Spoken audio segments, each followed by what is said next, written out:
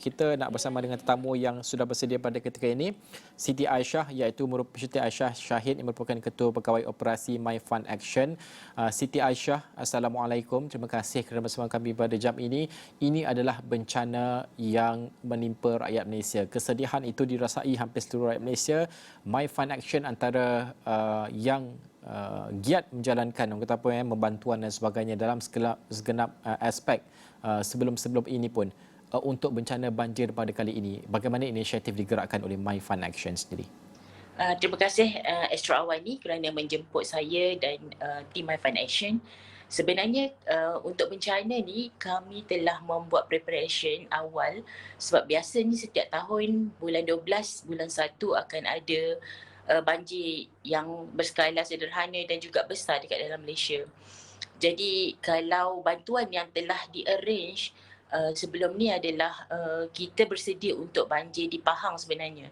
Jadi dekat situ koordinasi yang telah dibuat dengan daerah-daerah yang pernah terlibat sebelum ni, kami sebenarnya memberi bantuan barang masakan, iaitu barang masakan mentah kepada rakyat ataupun mereka-mereka yang terjejas dengan banjir. Tapi ketika semalam berlaku banjir terus di Pahang dan juga di Shah Alam, kami menggerakkan tim kami yang paling awalnya kita memberi bantuan air mineral, kemudiannya makanan ready to eat food, hot meals dan juga keperluan-keperluan untuk mereka ni bersalin pakaian.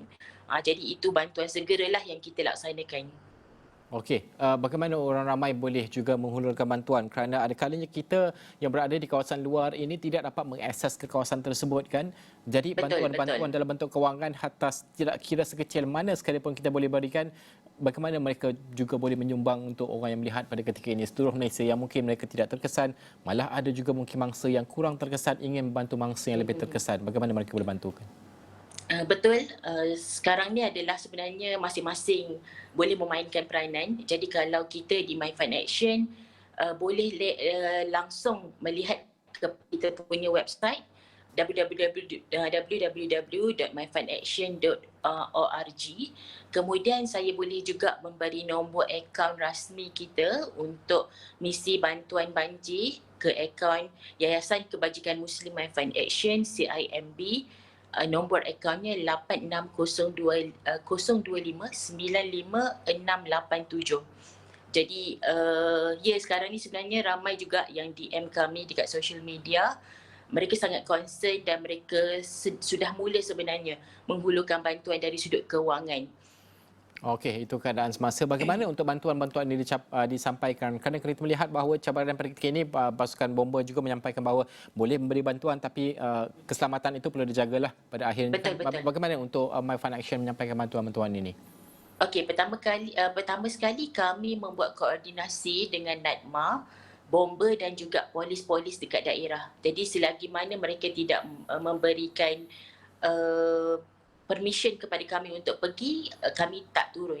Jadi sekarang ni sebenarnya bantuan yang lebih awal dan lebih utama pada ketika ini adalah mangsa-mangsa banjir, keluarga-keluarga mereka memaklumkan kepada kami di mana keluarga-keluarga mereka ni stranded ataupun mana yang tak boleh keluar, mana yang tak dapat makanan.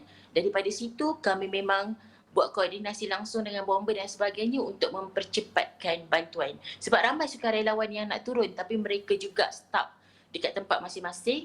Jadi kita cadangkan mereka ini bertenang sahaja dulu sebab keadaan sangat bahaya pada ketika ini. Laluan-laluan perjalanan pun banyak yang tutup sama ada di Pahang ataupun di Shah Alam pada ketika ini. Jadi kita akan menyusun juga ketika mana insya-Allah nanti reda, bantuan tu akan lebih lagi kita boleh buat distribution yang lebih laju lah. Okey, terima kasih Aisyah kerana berkongsi bersama dengan kami pada jam ini. Ini antara usaha-usaha murni. Inilah yang kita katakan rakyat untuk rakyat juga kan, membantu apabila dalam keadaan bencana seperti ini. Selain daripada doa yang kita panjatkan, sudah pasti usaha sebegini mampu meringankan setidaknya beban mereka dalam tempoh-tempoh sukar pada ketika ini untuk kita selamatkan mereka dan juga bantuan-bantuan asas yang mereka perlukan pada ketika ini.